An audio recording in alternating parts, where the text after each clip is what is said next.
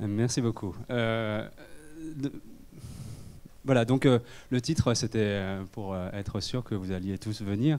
Euh, Ma présentation, mon exposé sera bien sûr directement en lien avec le point 1.2 du programme, de la matière, d'une forme de matière, la matière ordonnée, les cristaux.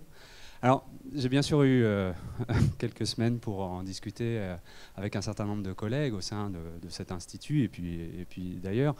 J'ai essayé de noter un peu les réactions, les impressions.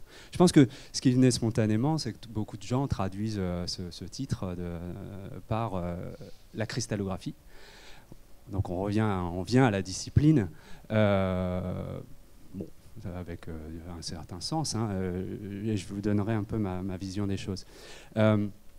Alors, mais c'est vrai que quand on parle de cristallographie, je pense que j'ai moi commencé mes études, enfin ma thèse il y a quelques années, au début des années 2000, et je me souviens effectivement que la vision de la cristallographie, c'était un champ disciplinaire de spécialistes, spécialisés, pointus, vieillots, enfin voilà le genre de choses qu'on pouvait entendre. Et d'ailleurs, ici, l'Institut de minéralogie, physique des matériaux et cosmochimie, voilà comment il s'appelle aujourd'hui, IMPMC, s'appelait à l'époque le laboratoire de minéralogie et cristallographie de Paris. Le terme cristallographie a disparu du terme. Ce que je vais vous montrer, c'est que, quel que soit le nom que vous portez au champ disciplinaire, l'objet, et c'est ça le cœur de ce point du programme, du 1.2, les cristaux, la matière ordonnée, elle est au cœur pour moi, de la plupart d'un grand nombre de sujets scientifiques. Et c'est un peu ça que j'espère illustrer. Alors les cristaux, même au-delà de la science, finalement c'était ma première réflexion. Alors j'étais il y a 2-3 semaines à l'exposition à Beaubourg, Vasarely. Bon, voilà. Une approche de la matière ordonnée. Et cette citation qui me plaisait beaucoup, finissons-en avec la nature romantique. Notre nature à nous, c'est la biochimie, l'astrophysique et la mécanique ondulatoire. Affirmons que toute création de l'homme est formelle et géométrique comme la structure secrète de l'univers. C'est Vasarely qui le dit. Donc, pour dire que finalement, et bon, à Beaubourg, dans l'exposition, j'ai constaté que je n'étais pas tout seul à l'exposition, il y avait beaucoup de monde.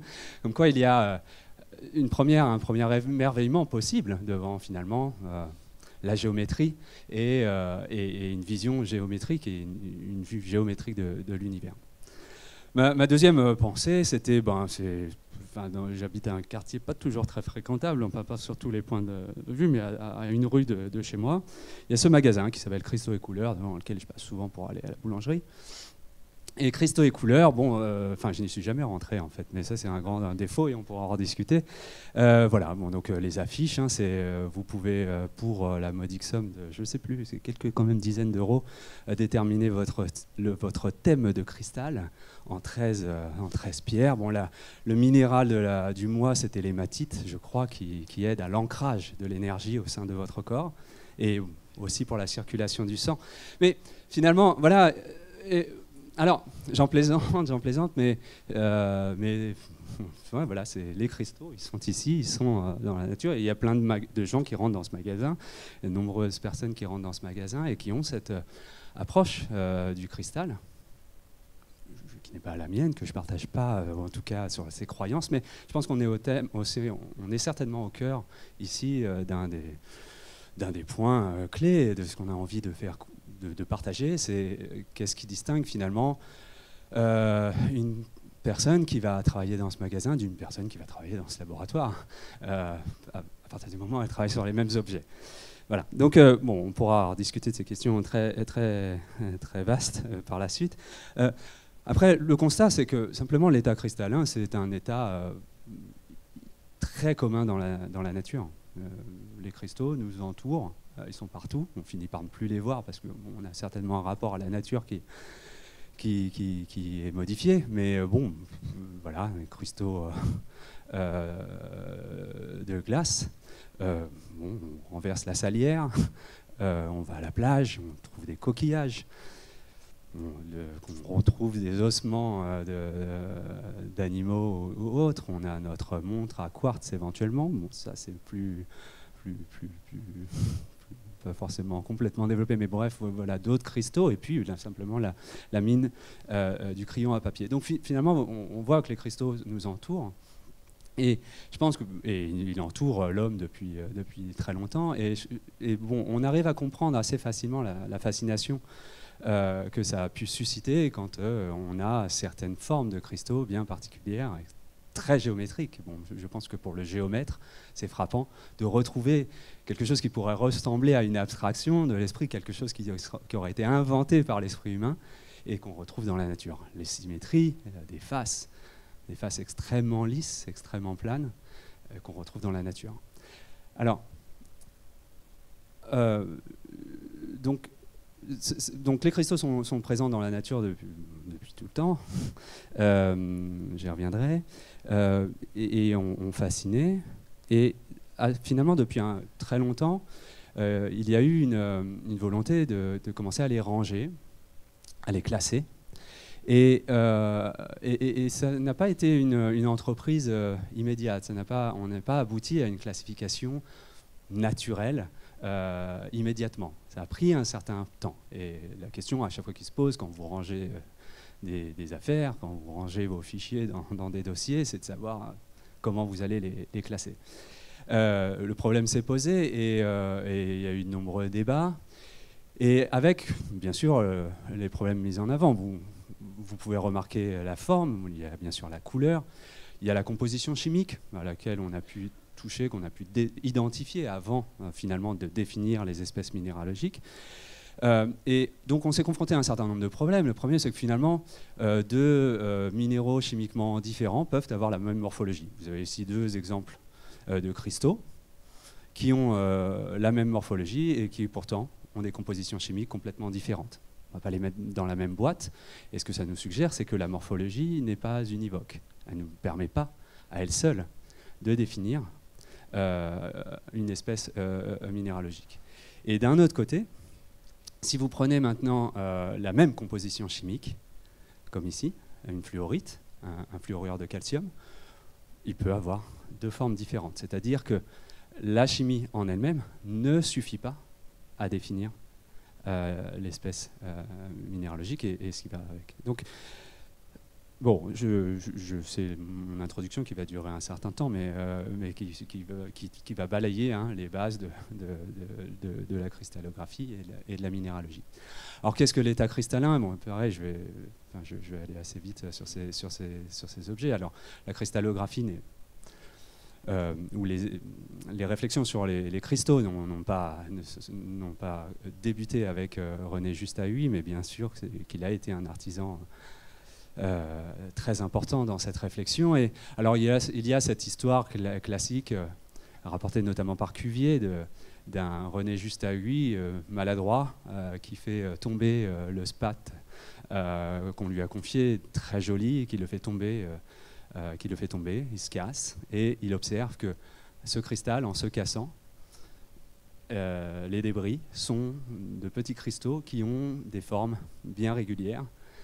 Et il a cette idée, toujours dans ce mythe, que finalement, un cristal, c'est la juxtaposition, l'accumulation de sous-unités qui ont une géométrie donnée.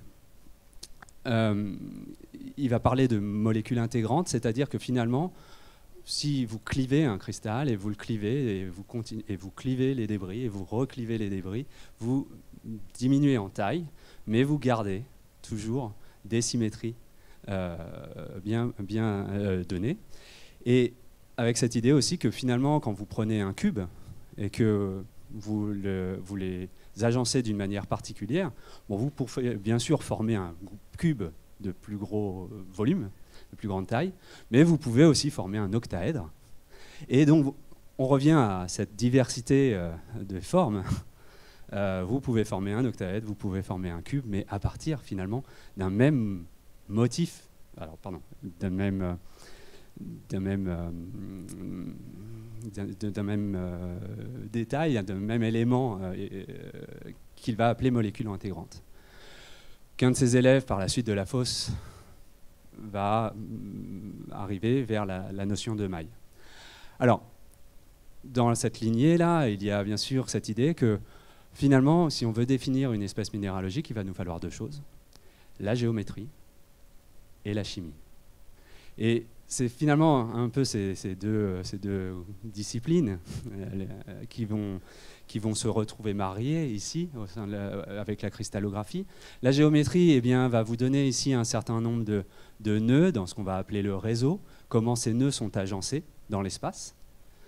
Et puis la chimie va vous dire qu'il y a un motif qui va être répété, par exemple ici NaCl. Vous voyez ici ce réseau de nœuds eh bien, est disposé dans un cube face centrée, disposition, et vous allez mettre le motif à chacun de ces nœuds et vous obtenez ici cette représentation qui ici est une maille, c'est-à-dire que finalement c'est une unité, un espace fini que par translation dans les trois dimensions de l'espace, vous voyez, dans une première dimension, dans une deuxième dimension, puis éventuellement dans les trois dimensions, va vous permettre d'obtenir un cristal de plus grande taille. Donc ici, c'est simplement, alors je l'ai représenté, j'ai simplement fait 10 fois la maille dans les trois directions de l'espace. J'aboutis à un cristal qui fait 5,6 nanomètres, que je peux aller regarder en microscopie électronique en transmission. Et bien sûr, si je le multiplie par 1000, il va faire des micromètres, encore par 1000, il va faire des millimètres, et puis je peux aller jusqu'au mètre si je veux. Mais finalement, ces objets que je côtoie dans la nature tous les jours, je peux les décrire ici comme des translations dans trois dimensions d'une maille. Cette maille étant la disposition, selon une certaine géométrie, de motifs. Voilà. Donc, pour comprendre donc, ce cristal, il me faut d'une part la géométrie et la chimie. Et c'est donc ce qui va vous permettre de classer, cette fois-ci de la bonne manière, ces espèces minéralogiques. On va associer à une espèce minéralogique sa composition chimique et sa structure. Alors, de cette perception, et on est à cette époque-là, enfin, la connaissance ou la vision de l'atome par René Juste-Haüy était ce qu'elle était à ce moment-là. Il n'avait bien sûr pas la conception de l'atome telle qu'on l'a aujourd'hui. Et pourtant, vous voyez, on en est à cette description ou cet essai de compréhension de la structure de la matière. Bien entendu, s'ensuit un peu plus tard des grandes révolutions. Et là, pareil, je vais aller très très vite et je vous dirai pourquoi je vais si vite là-dessus. Mais on passe à von Laue, prix Nobel. Alors, on peut commencer avec Röntgen, premier prix Nobel en 1901. Röntgen, en 1895, découvre les rayons X. Un rayonnement dont on ignore la nature, ondes, particules. Et 1914, prix Nobel von Laue, qui, un peu pour étudier finalement ces rayons X, va utiliser un cristal et regarder comment ce cristal diffuse ce faisceau de rayons X. Et ce qu'il observe, c'est que quand il imprime un cliché, ici, qui montre des taches espacées géométriquement, et qui traduit, bien sûr, une structure au sein de ce cristal, mais surtout qui va lui permettre de calculer, grâce à une certaine idée, modèle de la structure de ce cristal, eh bien, la longueur d'onde de ces rayons X. Alors, 1915, prix Nobel 1915, l'année suivante, on a Bragg, père et fils, qui vont inverser les choses. Ils vont utiliser maintenant les rayons X pour étudier la structure des cristaux. Donc, à partir de ce moment-là, et je dirais qu'aujourd'hui on en est encore là, voici l'outil fondamental du minéralogiste actuel, c'est l'utilisation des rayons X et notamment la diffraction des rayons X pour étudier la matière. Alors, matière inorganique, matière abiotique, non biologique et matière biologique. Et cette expérience où Rosalind Franklin utilise cette fois-ci des molécules d'ADN qui sont regroupées, forment une fibre macroscopique et qui va faire diffracter ces rayons X par ces molécules d'ADN et obtenir ce cliché, certainement un des clichés de diffraction les plus connus de l'histoire et aujourd'hui, qui est celui-ci, et qui va lui permettre, et qui va être interprété, et qui va être à la base de ce prix Nobel par Watson et Crick, qui vont proposer cette structure de la molécule d'ADN en double hélice. Permettre de calculer le pas de l'hélice et la disposition ici, l'alternance des bases nucléotidiques, grâce aux paramètres mesurés sur ce cliché de diffraction. Et on voit que donc on peut étudier la matière non seulement inorganique mais aussi biologique. Et donc je finis par, on pourra revenir sur les définitions d'inorganique, organique, biologique, etc. Mais peu importe, toute cette matière, on va pouvoir utiliser sa structure, étudier sa structure, déterminer sa structure, finalement par ces principes de la cristallographie. Et s'ensuit finalement des dizaines de prix Nobel. J'étais sur un site de l'Association française de cristallographie qui en dénombrait 29 prix Nobel liés à la cristallographie, voilà, depuis 1900 jusqu'à aujourd'hui, et jusqu'à très récemment avec par exemple la détermination de la structure des ribosomes, ces organites qui dans les cellules sont responsables de la traduction de l'information génétique en protéines. Et cette détermination était un des prix Nobel récents par notamment Adayonat et ses autres auteurs. Et cette détermination de la structure, elle est fondamentale pour ces molécules biologiques et pour comprendre leur fonctionnement et pour comprendre l'éventuel développement de stratégies thérapeutiques dans certains cas pathologiques. Alors, bien sûr, tous les solides ne sont pas cristallisés. Il y a cette distinction qu'on va pouvoir faire entre cette matière cristallisée et donc cet ordre à longue échelle des atomes, comme ici dans le cristal de quartz, avec finalement cet arrangement des atomes de silicium et d'oxygène à grand ordre, à grande échelle. Et puis l'équivalent, c'est-à-dire chimiquement, ce sont les mêmes composants, les mêmes composés, mais qui va être de la silice amorphe, où vous voyez, on perd cet ordre au moins à grande échelle. Éventuellement, localement, on peut retrouver des choses qui ressemblent. Ces cycles, on peut éventuellement les retrouver, mais autant ici, connaissant la position de cet atome, je peux prédire celle-ci. Ici, je ne suis plus capable d'avoir ce genre de corrélation. Et là, voilà l'équivalent finalement chimique du quartz en amorphe.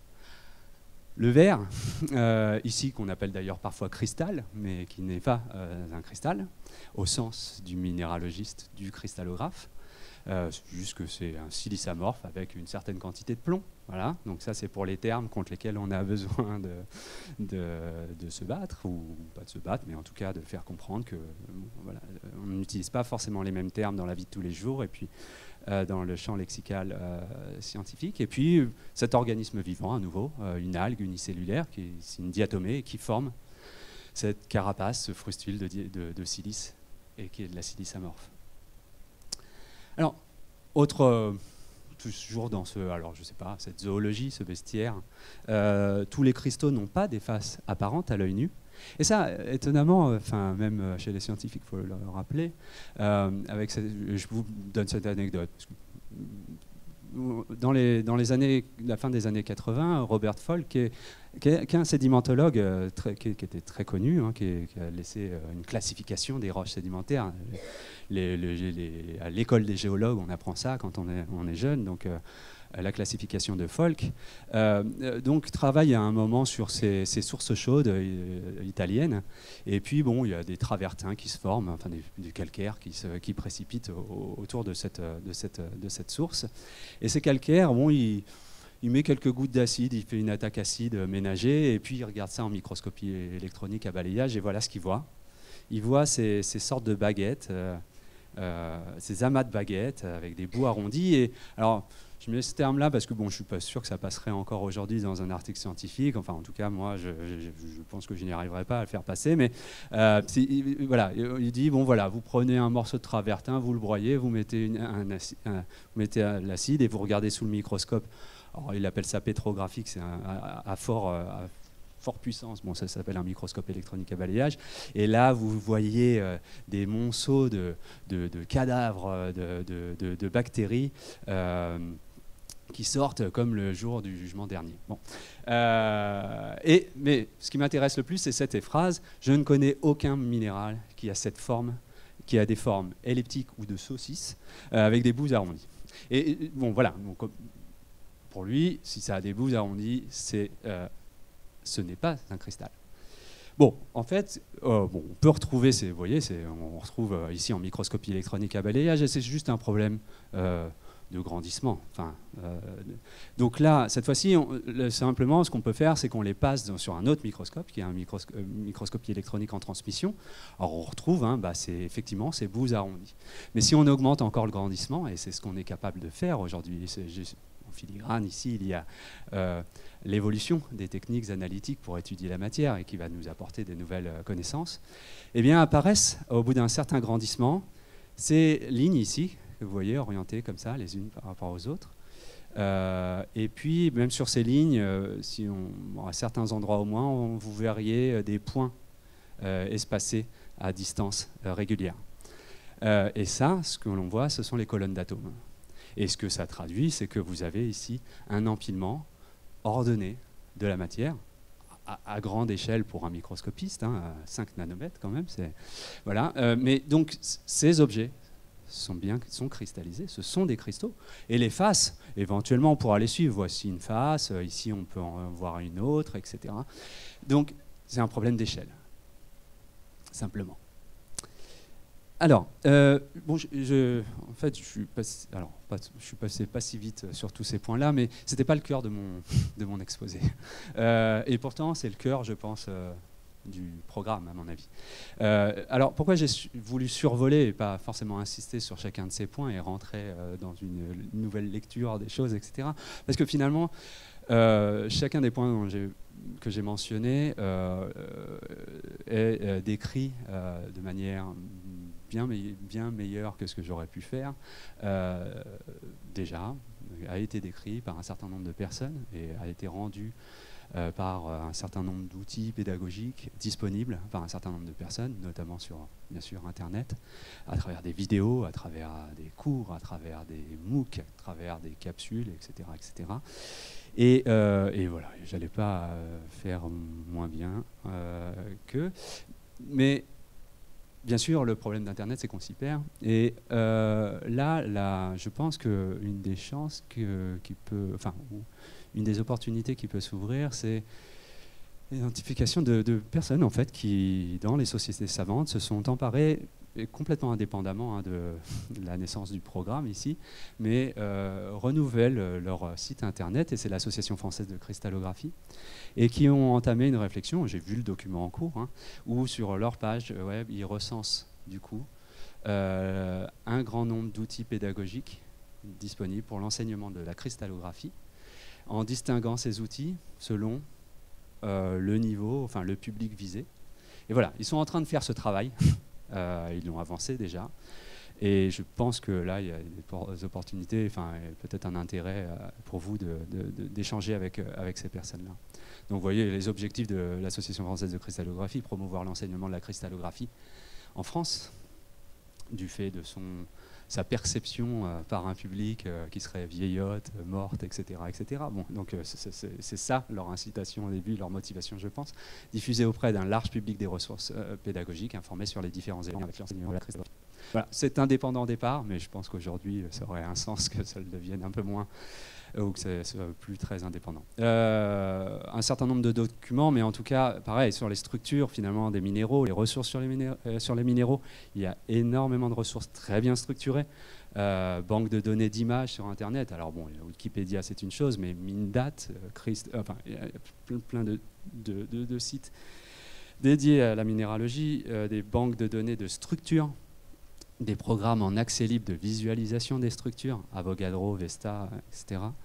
Et puis, bon, je mentionnais aussi l'autre société, la Société française de minéralogie et cristallographie, qui a au moins une page intéressante par rapport à une série de PowerPoint publiés dans le cadre des 140 années de la société. Alors, donc tout ça, normalement, je m'étais dit que je le faisais en moins de 10 minutes et que j'entamais après mon nouvel exposé qui était ma pratique personnelle de la minéralogie. Et pour vous dire pourquoi, ou comment, qu'est-ce qui m'intéresse, moi, dans la minéralogie, enfin, qu'est-ce qui fait que je travaille sur la minéralogie ou que, éventuellement, je peux me définir comme un minéralogiste. Alors, c'est une vision, en fait, je ne me définis pas comme un minéralogiste, et donc c'est une vision un peu qui est purement personnelle. Je vais vous raconter quelques instants ma vie, mais j'ai fait des études de généraliste, on va dire, et à un moment, je me suis intéressé aux sciences de la vie et de la Terre. J'ai été recruté dans cet institut qui s'appelle l'Institut de minéralogie et physique des matériaux et cosmochimie maintenant. Donc un institut qui est principalement un institut de la physique de Sorbonne Université. Nous sommes localisés dans le secteur de la physique de l'université. Il y a des secteurs. Quand les géologues sont là-bas, les physiciens sont là, les chimistes là-bas. Bon, et bien sûr, il y a des couloirs entre ces secteurs. Donc bref, j'étais quelqu'un des sciences de la vie et de la Terre, arrivant dans un institut de physique. Et j'avais une formation de géologue, j'avais fait un doctorat en géochimie à l'Institut de physique du globe de Paris, donc très marqué géologue. Et puis je me suis intéressé aux interactions entre les minéraux et le vivant. Et là, j'ai commencé à étudier des micro-organismes, les molécules intervenant, les protéines intervenant là-dedans, des gènes, etc. Et là, on a commencé. Donc, ma vision des choses, c'est que ça a été, enfin, ou ma perception des choses, c'était, les géologues me qualifiaient de physicien, souvent, les physiciens de biologistes, et les biologistes de physiciens. Donc, bon, pas grave. Donc, et à la fin, qu'importe, je suis un scientifique et ce qui me motive, ce sont les questions. Et bien sûr, il y a les outils, mais les outils, c'est passionnant. Vous allez apprendre beaucoup de choses en allant côtoyer des mathématiciens, des physiciens, des chimistes et des biologistes. Voilà, premièrement, la philosophie générale de ma perception. Maintenant, concrètement, je m'intéresse pas, j'ai jamais collectionné les minéraux, ni les pierres. Je suis pas un collectionneur. J'étais pas fan de géométrie spécialement. J'aimais bien les mathématiques, ça m'amusait beaucoup, mais enfin voilà, j'ai pas été mu par l'analyse des symétries, etc. D'ailleurs, je suis très mauvais en géométrie, je crois, ou en symétrie. Mais voilà, ce que je vous présente, c'est un peu ce qui me plaît. Ce qui me plaît, c'est ce genre de questions. Les minéraux, depuis quand? Quels sont les premiers minéraux du cosmos? Alors, on peut c'est une approche naturaliste et on peut, c'est aussi ce qui rassure, qu'on peut aller les toucher. Ils existent, ouais, on peut les voir, on peut les étudier, on peut les toucher. Et finalement, on trouve des minéraux les plus anciens que l'on peut trouver sur Terre. Et bien, on les trouve dans des météorites. Et dans des météorites, par exemple ici, cette météorite de Bali, alors en fait qui est tombée, dont la chute a été observée en 1907 en République centrafricaine, contrairement à ce que son nom suggère. Donc c'est une chondrite carbonée. Ce sont ces météorites que l'on qualifie souvent des plus primitives, dont la composition chimique va refléter la composition du système solaire, va être la plus proche finalement de la composition du Soleil. La composition du système solaire, pour un géologue, un géochimiste, c'est la composition du Soleil. D'accord ? Au moins en bilan de masse. Et donc, dans ces météorites, vous avez des particules, ces particules très blanchâtres ici, qui sont ce qu'on a appelé les particules réfractaires, d'ailleurs qui ont été la première fois décrites ici, enfin, dans cet institut. Et ces inclusions réfractaires, c'est quoi? Ce sont un ensemble de matériaux qui se sont formés par condensation du nuage. Ce sont les premiers condensats, en fait, au moment du refroidissement donc du système solaire. Et cette matière, elle est cristalline, pour une grande partie, pour une partie en tout cas. Et voilà le genre de phase minérale que vous pouvez retrouver. Alors je vous ai donné les compositions chimiques ici, pas la structure systématiquement, je m'étais dit que ça serait un peu lourd. Mais voilà, donc vous trouvez effectivement des éléments, hein, bon, l'aluminium, alors des éléments qui sont abondants dans le système solaire, les plus abondants, et puis aussi des phases qui vont donc se condenser, passer de l'état gaz à l'état solide à haute température. Et finalement, quand vous dénombrez ce nombre de phases, vous en avez quelques dizaines. Voilà le nombre de phases que vous avez à l'origine du système solaire, au début du système solaire. Et il y a quelque chose, du coup, qui a été plus mis en forme. Ce n'est pas une révolution conceptuelle, c'est plus quelque chose qui est mis en forme et qui, je pense, du coup, va aider aujourd'hui le minéralogiste à peut-être être un peu plus sexy. C'est de constater que si on dénombre le nombre d'espèces minéralogiques au cours des temps géologiques, depuis finalement la naissance du système solaire jusqu'à aujourd'hui. Aujourd'hui, on a dénombré, on a aujourd'hui reconnu par l'IMA, l'Association internationale de minéralogie, de l'ordre de 5000 espèces minéralogiques. Comment on est passé de 10 à 5000 ? Et donc, on pense qu'il y a eu plusieurs phases. Ça ne s'est pas fait de manière forcément continue, il y a eu des phases. C'est-à-dire, vous avez au début de la création planétaire, la formation du système solaire, allez, quelques dizaines à quelques centaines d'espèces minérales. Et puis, pendant un certain nombre d'années, enfin de milliards d'années, hein, le début de l'histoire de la Terre, où vous allez passer certainement à autour de 1 millier ou 1500 espèces minérales. Et puis, là, il y a un changement drastique, et je vais en parler un peu plus, autour de 2,5 milliards d'années, où d'un coup, vous allez passer à plusieurs milliers d'espèces minérales. Et voilà. Et comment ça marche, tout ça, enfin, et comment on l'imagine. Et jusqu'à, bien sûr, les minéraux, qu'aujourd'hui, on pense, ou qu'on ne trouve qu'associés à des activités humaines. Souvent, l'exploitation de mines ou des résidus de dégradation de l'exploitation de mines. C'est-à-dire ces minéraux, aujourd'hui, ne sont décrits que dans ces sites qui ont été anthropisés. Ce qui ne veut pas dire, et on pourra revenir à ça, ne veut pas dire que ces minéraux sont par essence anthropiques, ou ils sont une signature de l'espèce humaine, mais aujourd'hui, c'est là qu'on les trouve. Alors, c'est ce qui est qualifié d'évolution minérale, et l'idée, c'est que l'évolution minérale, malgré le terme d'évolution, il est volé aux biologistes, c'est bien sûr pas une évolution darwinienne, d'accord, il n'y a pas eu un passage progressif. Ce qui est derrière, c'est finalement de la physique, de la chimie, des mathématiques, etc. Et c'est l'idée, comment on diversifie les espèces minéralogiques. Vous avez ici une coupe d'un volcan. Un volcan est la remontée d'un matériau chaud, ici, d'un magma. Et associé à cette remontée de matériau chaud, vous avez la mise en place de gradients de température. Et dans ces gradients de température, vous allez avoir la mise en place de circulation de fluides, notamment d'eau.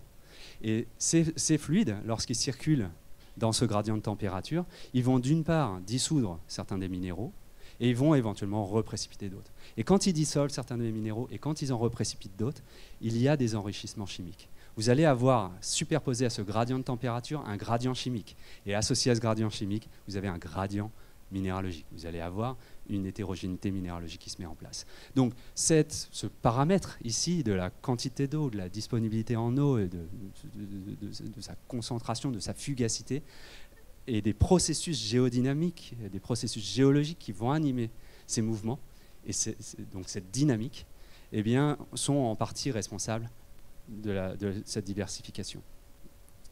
Il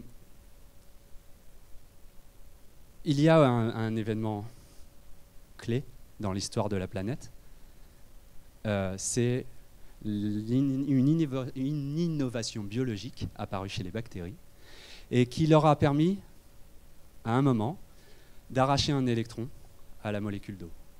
Et à partir du moment où on fait ça, on libère du dioxygène. Et à partir du moment où on produit cet oxydant très fort et qu'on l'accumule dans l'atmosphère, alors on change complètement le fonctionnement chimique à la surface de la Terre. Et ça se fait, le géologue a les enregistrements qui montrent qu'on est autour de 2,5 milliards d'années. On accumule du dioxygène dans l'atmosphère du fait de l'apparition de cette innovation biologique. Et là, on a une accélération de la diversification minéralogique et on la comprend assez facilement. Alors voilà le genre de sédiments quand vous allez en Australie, au Canada, alors moins sympa dans les mines de fer, mais voilà le genre de formation que vous pouvez trouver, ces formations laminées ici qu'on appelle gisements de fer rubané, c'est très rouge parce que très riche en fer, et ça c'est des formations qui se sont formées avant cette accumulation massive de dioxygène dans l'atmosphère.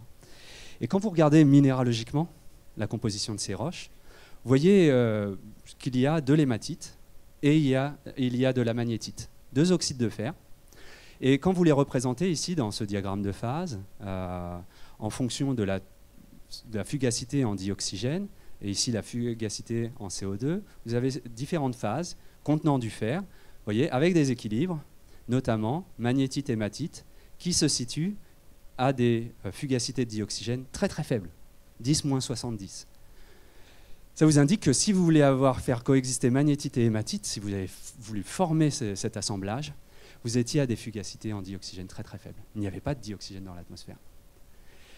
Quand vous admettez cette valeur de 10-70 de la FO2, de la fugacité de dioxygène dans l'atmosphère, maintenant prenez d'autres diagrammes de phase. On va regarder les minerais, les minéraux composés de cuivre. Voici différentes phases qui contiennent du cuivre.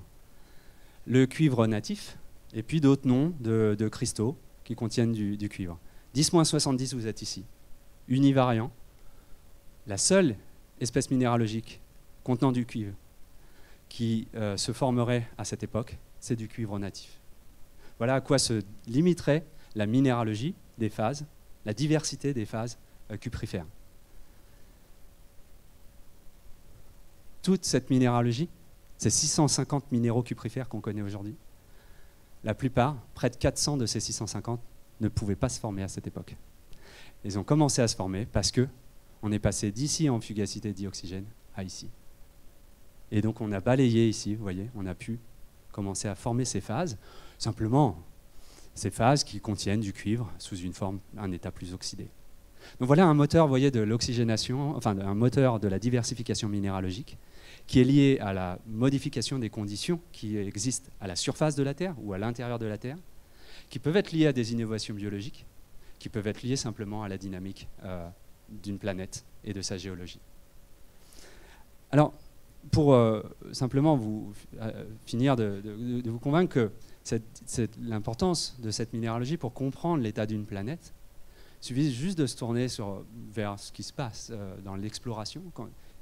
Quand on va explorer de nouveaux mondes, d'autres mondes, une des premières choses que l'on fait, c'est qu'on analyse les minéraux qui sont présents à la surface de ce monde. Et le meilleur exemple, c'est la planète Mars. Je vous ai mis ici une photo du prochain site d'atterrissage du rover qui va être envoyé en 2020 et qui atterrira, on l'espère, en 2021. C'est le cratère de G0. On a aujourd'hui un certain nombre de mesures en orbite, la possibilité de faire l'imagerie de ces surfaces planétaires avec des résolutions hallucinantes de quelques dizaines de centimètres. Vous avez ici, on décrit, alors bien sûr là c'est le géomorphologue qui décrivent, qui reconnaissent des structures et qui propose comment ces structures ont pu se mettre en place. Vous avez un cratère, il propose qu'ici on avait un lac avec des sédiments qui sont déposés à la fin du lac, au fond du lac, pardon. Ici on a un cours d'eau qui vient entailler ici les bords du cratère et qui dépose un delta. Et vous avez une image de ce delta ici. Et en orbite, toujours, on a des mesures qui nous permettent, par de la spectroscopie, ici spectroscopie infrarouge, d'identifier les minéraux et donc qui permettent de cartographier ici différentes phases minérales à cet endroit. Et c'est ça qui a motivé le choix de ce site. Pourquoi ? Parce qu'à partir du moment où on sait qu'il y a des carbonates, on sait qu'il y a ces phases argileuses qui traduisent la présence d'une altération, de carbonates qui potentiellement pourraient renfermer des traces de vie. Voilà, c'est l'objectif affiché par la NASA et c'est ce qui a motivé le choix de ce site. Et une fois sur place, ici vous avez Curiosity, alors je ne parle pas de 2020, c'est du passé maintenant, enfin on est toujours là, mais Curiosity, vous voyez, qui fait ces trous de quelques centimètres et qui avait un diffractomètre de rayons X. Vous avez ici un cliché de diffraction des minéraux martiens. et où on retrouve un certain nombre de pics identifiant des minéraux, qui sont des minéraux qu'on retrouve sur Terre, finalement, la magnétite, bon, je ne vais pas tous les faire, mais finalement des minéraux communs de ceux sur Terre, simplement ils ne sont pas agencés en même abondance, en même proportion et de la même façon entre eux, ce qui fait qu'on a des roches éventuellement différentes de celles que l'on a sur Terre. Voilà, donc alors, je vais être rapide du coup sur. Je vais finir avec ces choses-là. Qu'est-ce qu'il y a derrière tout ça? Vous voyez, ce que j'ai voulu vous montrer aussi, enfin suggérer, c'est que un des intérêts de l'étude des minéraux, c'est que ce sont des traceurs. C'est qu'ils nous parlent, qu'ils nous disent quelque chose. Ils nous donnent des informations. Ils nous donnent des informations sur l'environnement où ils se sont formés, sur l'environnement où ils se sont éventuellement transformés, sur potentiellement peut-être la présence de vie passée. Et du coup, aujourd'hui, je pense que parmi les travaux des minéralogistes, eh bien, il y a l'ambition de vouloir comprendre comment on fait parler ces minéraux. Et encore une fois, bon, donc ça c'est le message optimiste, positif et beau de la science. Bon, bien sûr, chaque jour, ça consiste à aller étudier ces minéraux jusqu'à l'échelle atomique, comprendre les structures, comprendre la composition chimique, mesurer leur densité, mesurer leurs propriétés optiques, calculer leurs propriétés thermodynamiques, etc. etc. Je passe du coup là-dessus, mais je voulais vous prendre un exemple finalement de polymorphe. Ces deux types de cristaux ici, la calcite et l'aragonite, ce sont deux polymorphes. Ils ont la même formule chimique, CaCO3, et des structures différentes. On peut, je pense, assez facilement faire calculer hein, si on utilise la maille, on reprend la maille, on peut compter le nombre d'atomes de calcium, le nombre d'atomes de carbone, le nombre d'atomes d'oxygène dans une maille. Il faut bien sûr distinguer les atomes qui sont à l'intérieur ici de la maille, ceux qui sont sur les sommets, ceux qui sont sur les faces, etc. et diviser par le nombre qu'il faut. Il faut diviser par le nombre d'Avogadro, etc. Et bon, bref, on arrive à une masse d'une maille. Voilà. On peut calculer le volume. Alors, bon, pour un cube, c'est simple. Ici, on a une base losangique. Je pense qu'on doit pouvoir y arriver. Et à la fin, diviser donc la masse par le volume et obtenir la masse volumique. Et ce qu'on constate, hein, c'est qu'effectivement, ces deux, aragonite et calcite, aragonite, on a une masse volumique plus élevée que la calcite. On a un composé plus dense. On a un cristal plus dense. C'est une des difficultés que j'observe, c'est comment finalement on explique le lien fondamental entre structure et propriété. Clairement, toutes les propriétés de ces cristaux découlent directement de la structure. Les propriétés électriques de conduction, les propriétés magnétiques, les propriétés thermodynamiques, hein, la solubilité, etc. Tout sort de là. Alors là, effectivement, il faut éventuellement avoir, il faut avoir un petit bagage de physique au sens large, bien sûr les mathématiques, la chimie, un peu plus conséquent, très conséquent si on va parler des propriétés magnétiques.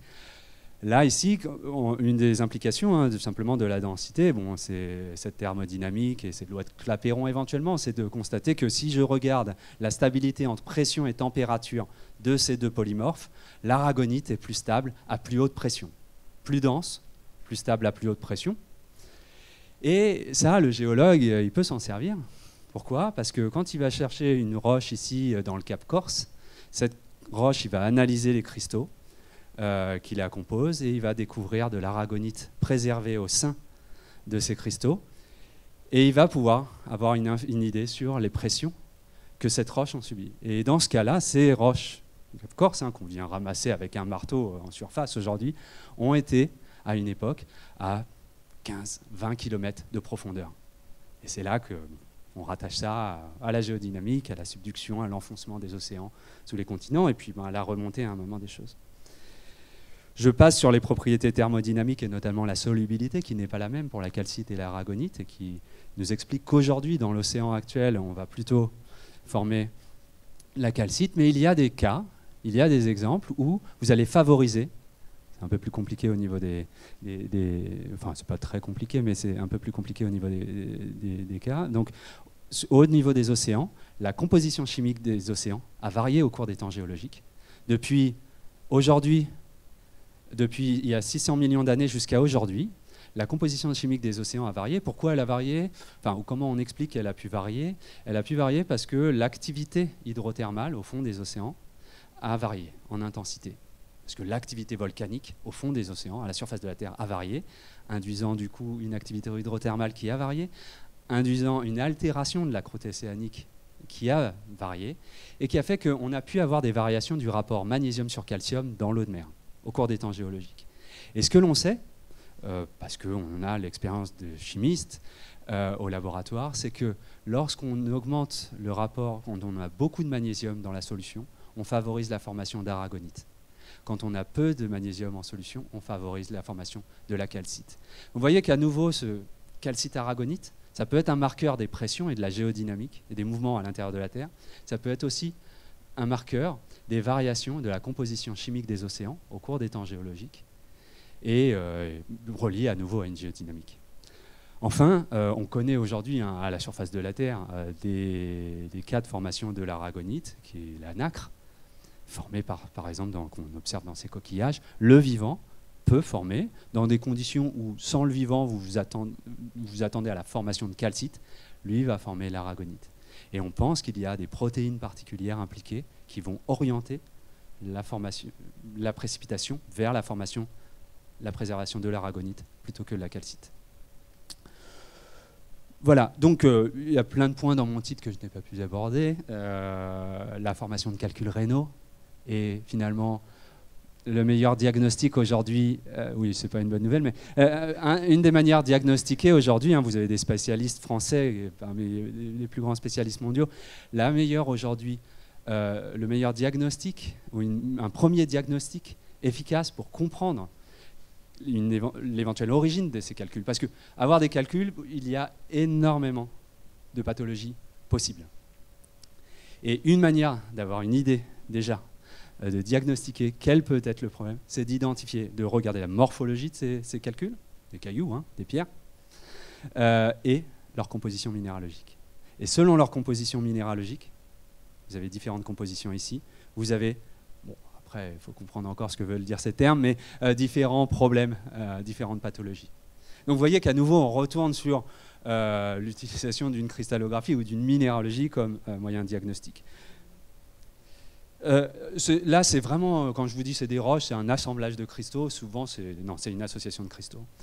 Je ne vous ai pas parlé non plus de bactéries qui forment des cristaux intracellulaires qui ont des propriétés magnétiques particulières et qui, du coup, parce qu'elles forment ces aimants au sein de leurs cellules, sont capables de se déplacer en fonction du champ magnétique. C'est-à-dire que quand vous mettez un aimant à côté d'elle, vous pouvez orienter leur déplacement.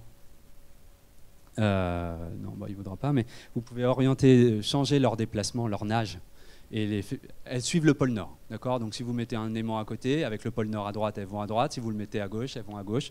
Et donc vous pouvez les faire valser comme ça. Bon, outre de ne pas avoir voilà, on ne s'amuse pas à ça toute la journée, mais simplement l'idée c'est de comprendre comment elles le font. Et elles le font parce qu'elles sont capables de former des cristaux de magnétite, dans ces oxydes de fer 2, fer 3, avec des propriétés magnétiques particulières. Et et pourquoi on essaye de l'étudier particulièrement? Parce qu'elle contrôle très précisément la morphologie de ces cristaux. Et cette morphologie de ces cristaux et leur composition chimique est déterminante dans les propriétés magnétiques. Il y a un contrôle à nouveau des propriétés physiques par la structure et la morphologie de ces cristaux. Elles contrôlent et elles font des aimants qu'on a du mal à faire technologiquement. Et on a besoin de les faire technologiquement parce que, alors ça pouvait nous emmener sur la planète Mars et les traces de vie sur Mars et un discours de Bill Clinton, mais on va passer ça.